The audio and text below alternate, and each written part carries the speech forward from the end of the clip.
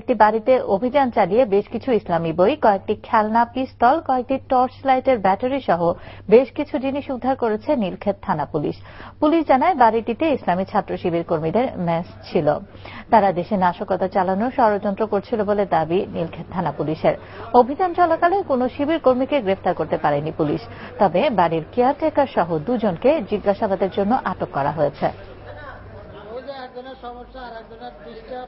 শিবিরের বই যেতে তাদের বিভিন্ন কর্মকাণ্ড সম্বন্ধে যে বইগুলো ছাপানো হয় সেই বইগুলো পাওয়া গেছে বিপুল সংখ্যক। তারপরে কিছু ডেমি অস্ত্র, যেটা প্লাস্টিকের কিছু মেশিন গান, শটগান, পিস্তল এ ধরনের পাওয়া গেছে।